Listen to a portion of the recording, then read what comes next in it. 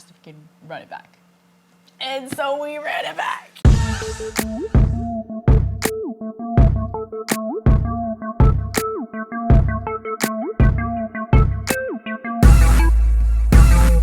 Whoever edited this episode is very messy.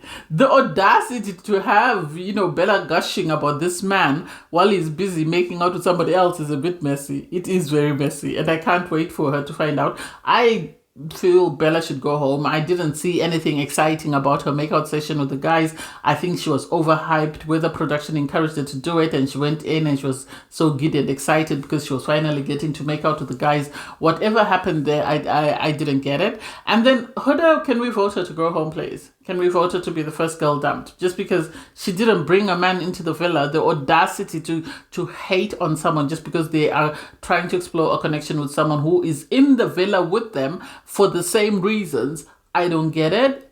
And also, I'm a bit disappointed that I think Shirley's taking too long. Her options are dwindling down. Why? Okay, I get her ending things with Austin, but seriously, Charlie's being stolen right under her feet. And it's like, why? I don't like Ace for her. I want Charlie, please. Anyway, hey there. Thanks for stopping by. It's Valerie. Welcome to my channel. If you're new here, don't forget to subscribe, click the like button, turn on the notification bell for when I upload new videos, and definitely leave a comment. In this episode, I'll be reviewing Love Island USA, Season 7, Episode 4. I know some islanders have been accused of gameplay, and I've always side-eyed the people that have accused them, but I might think that Jeremiah is just playing the game because he's been told that, Huda is a mother, and he sits there. It's understandable that he would sit there and want to sort of contemplate and ask himself, is this something that I'm prepared for? Is this something that I'm ready to deal with? So for him to then talk about winning, if we do go to the very end and we do win this, I was like, what has the child got to do with you winning it? Unless you say the money will allow you people to be able to move in together into a bigger place. What has that got to do with it? Yeah, he said he didn't put any thought behind it because he thought maybe it was a sex room or something like that. But I side-eyed him. I think his reaction was very calculated. I don't think he reacted the way he normally would, because he said that having a child would have been a red flag for him. It would have been a no-no, but because he's emotionally entangled, he can't say that. And I think this is partly the reason why Huda didn't want to tell him at first. I think she was waiting until she felt he was emotionally invested, which is not a good idea, because then you don't know whether he's staying because he's emotionally invested, or he's staying because he likes you and the package that comes with you. So I don't know how I feel about that. You then have Nick having a chat with the guys, and you have Bella come and pull him for a chat. Bella is very calculated. Bella has realized that Nick is gone. That's the impression that I get. And so because she's realized that, he's gone, she's decided to sort of revise her game plan and sort of find a way of making herself more enticing towards him. So they go for a chat by the fire pit. The chat didn't make any sense because she says, I didn't realize how much I liked you until you were stolen from me. Now I've realized that I like you. And it's like, well, do you like him as a person, or do you like the idea that you want to win him? It now seems like it's a tug of war. It really is, because you then have Sierra come and pull Nick for a chat. They go to Soul Ties, and I'm happy that she told him that we are not in a closed off couple, but at the same time, I don't want you stringing me along, because she's worried that she might be more emotionally invested in him than he is. And here's what I think. I think, looking at both girls, Nick is more into Sierra than he is into Bella. But the thing is, he likes the chase. He likes the idea. As he said, he likes, someone playing hard to get. And this is why he's doing that. And I bet you, if another guy were to walk into the villa and suddenly head for Sierra and show all their attention to Sierra, Nick's head would be fixed and his decision would be made, because at the end of the day, it seems he and Sierra are actually more aligned than he is with Bella. I think with Bella, it's just the idea of Bella that he likes. I don't think he likes Bella as the person. You have Shirley and Huda go for a chat. Huda tells Shirley that she's managed to tell, Jeremiah that she's got a child, and he took it on very well. So she's happy about that, and she can't wait to see what happens. And it's like, yeah, he was never going to throw a tantrum. You'd never know his genuine feelings until the two of you leave the villa and you're away from cameras, and then he will tell you how he feels. I don't think he's going to say or do anything, given the fact that he's looking at winning. That would tarnish his image. So I don't know how long that will last. You have the islanders get ready for the night. And Huda, when they spoke by the little benchy thing, she did say to Jeremiah that please don't tell anyone. I want to tell them on my own. And yet he has the audacity to go and discuss it with Bella. And it's like, make it make sense. Yes, she's friends with Bella, but you were told that please don't tell anyone.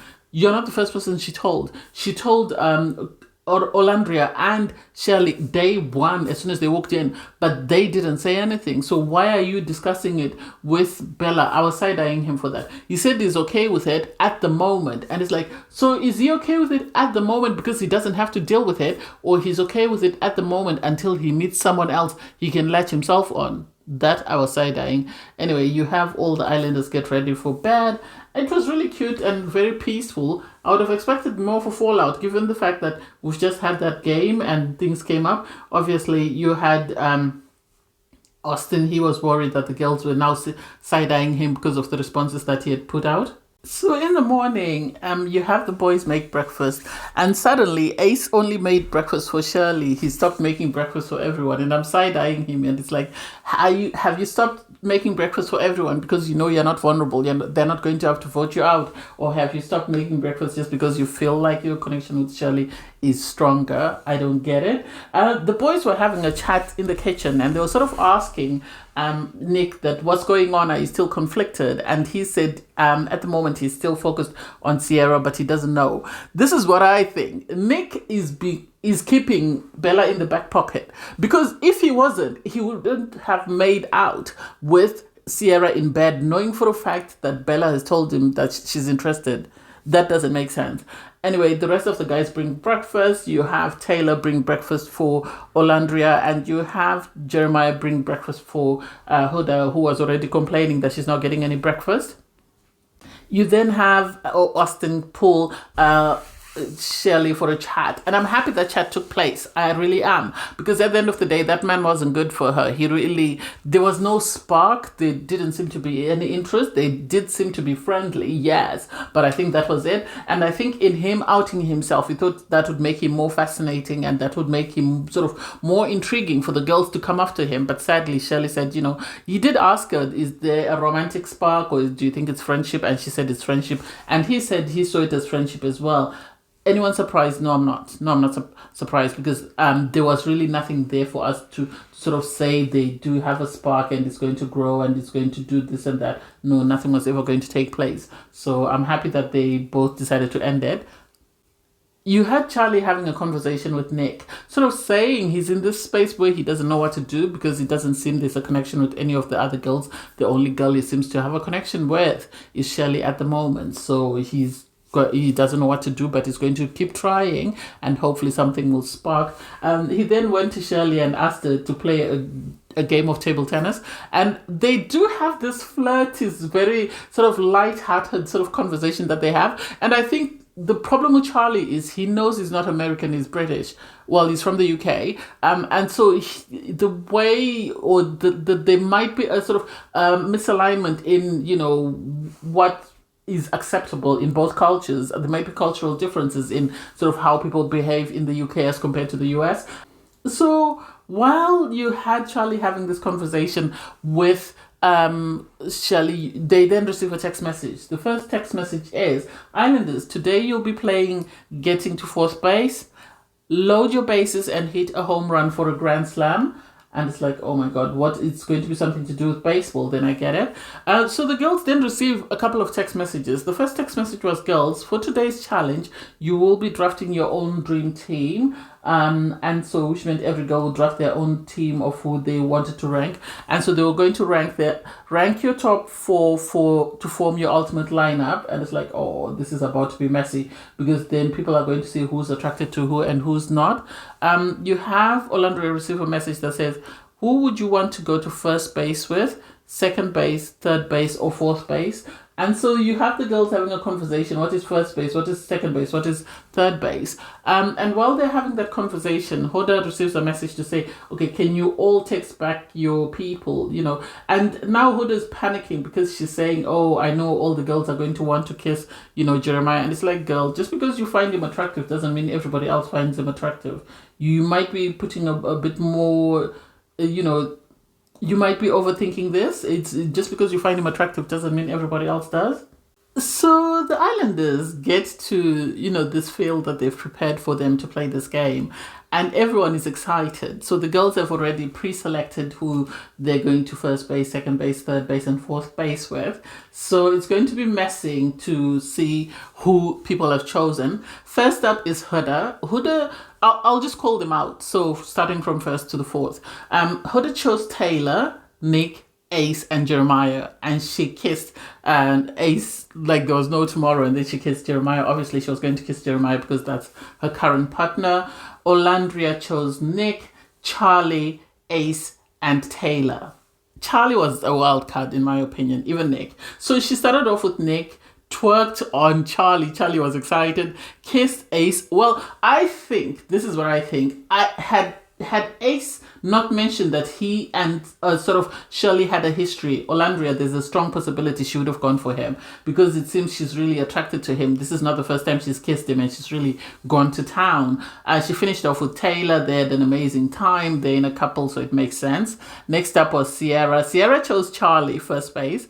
Taylor was a wild card for me. I didn't expect that. Austin was a wild card. I think she chose Austin just because nobody else has made out with Austin, because we haven't really seen her have that many conversations with him. And then she chose Nick. I think she didn't want to sort of rub people the wrong way. This is why she went for Austin instead of going for Jeremiah. So she kissed Taylor, kissed Austin, and she kissed Charlie as well, if I remember. And then she went to town on Nick. Nick had an amazing time, and it really seemed amazing looking at it. I know, it's creepy. Anyway, it was way better or way more romantic, if you ask me, as compared to what happened with Bella. I think Bella was trying to outdo Sierra, but with Sierra, they actually looked like a couple. Next up was Shirley. Shirley went to town.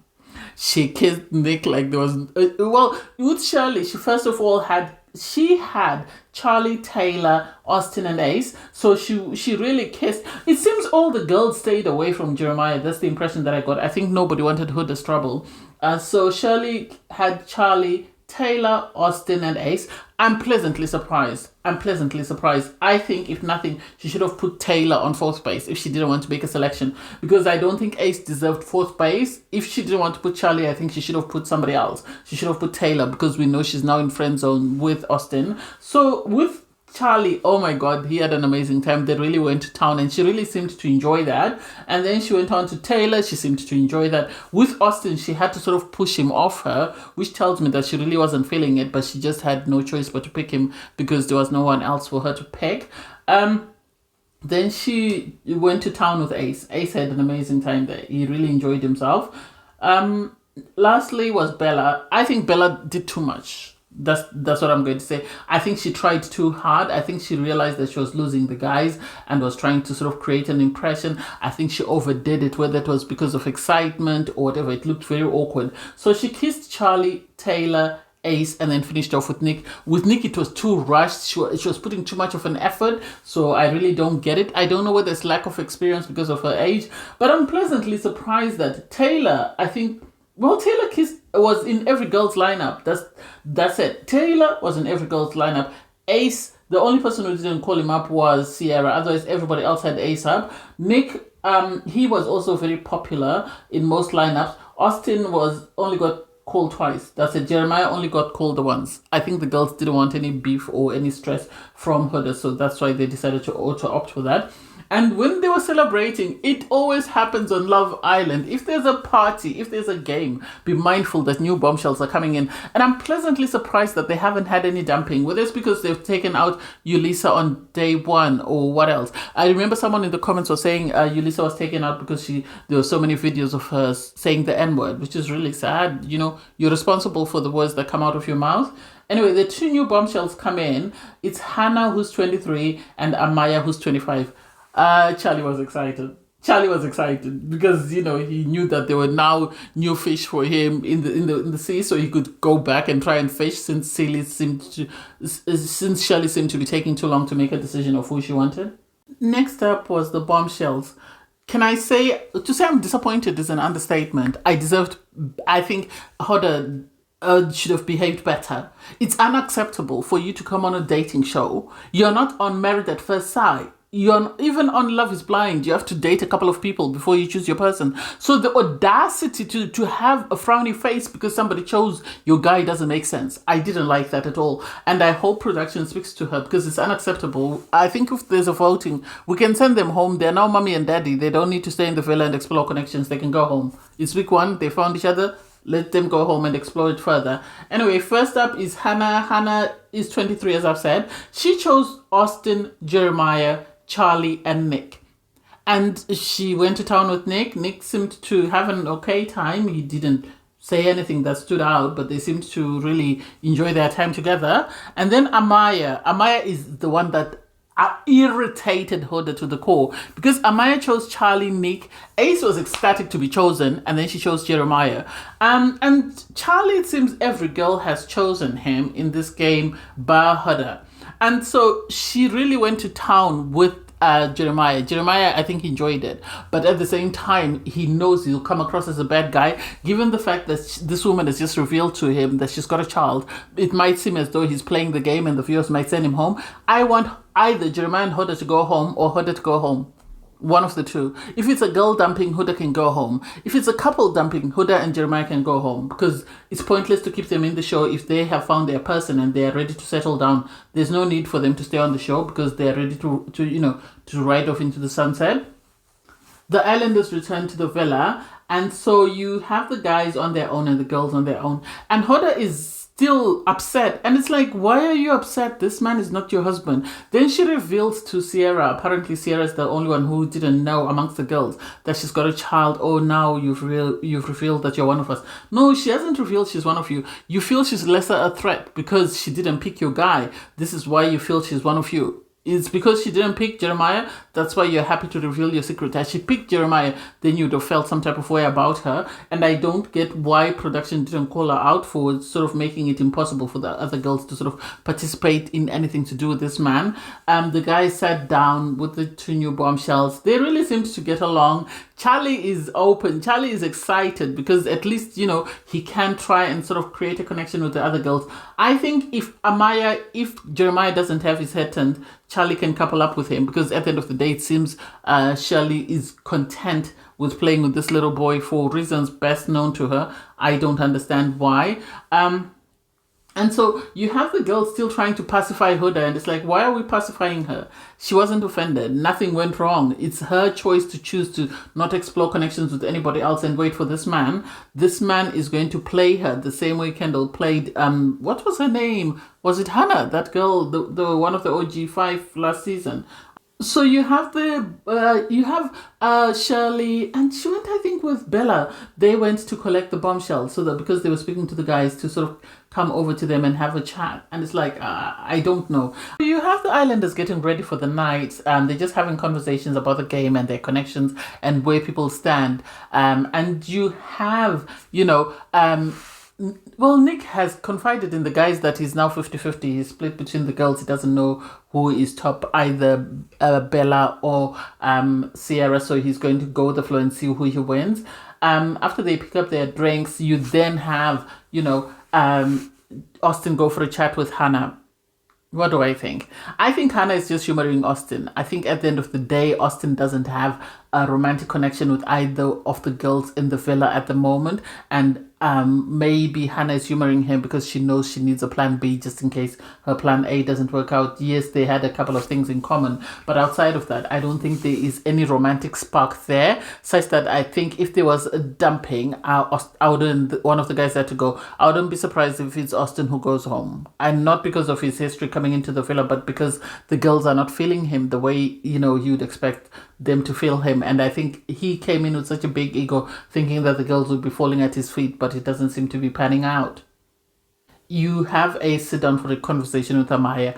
And I feel like Ace was a bit standoffish. Not because he's not interested. I think he is interested. But at the end of the day, I think his main goal is to split up Huda and Jeremiah. So if Amaya can go for Jeremiah, then the better for him. He'll be at peace. Because I think he doesn't like the idea of Jeremiah and Huda. He even said it, that they will love bombing one another. And so I think if they were to split up, he would be happy.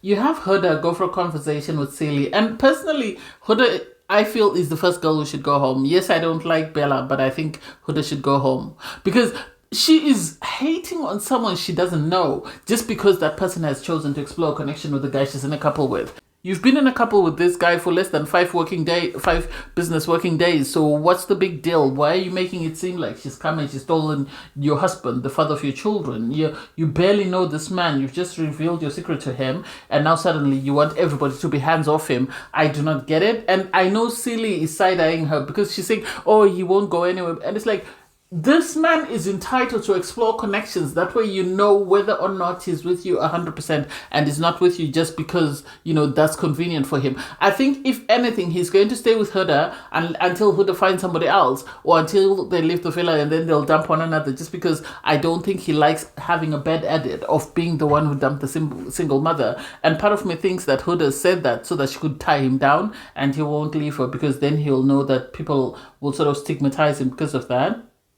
You have Nick go for a chat to soul ties with Bella, and Bella is doing a bit too much. I think she's doing a bit too much. You have Nick reveal that, it was 80-20 before they went to the game, and then now it's balanced out just because of the kiss. He feels like it was very passionate and very sexy. And it's like, I'm not buying it. I really am not buying it. For them to initiate another kiss in soul ties, I think Bella is now doing way too much in an effort to keep this man, and I don't know how much longer that will last in regards to the relationship. And her lack of experience shows, because she thinks by giving herself to this man, he's going to tie himself to her. I don't think so. And sadly, this is going to backfire in her face when he moves on and he stays with Sierra. I want him with Sierra. I think with Sierra they make a better couple, and I hope they bring in someone for Bella, or they can send her home. It's about time she can catch the same flight with Austin.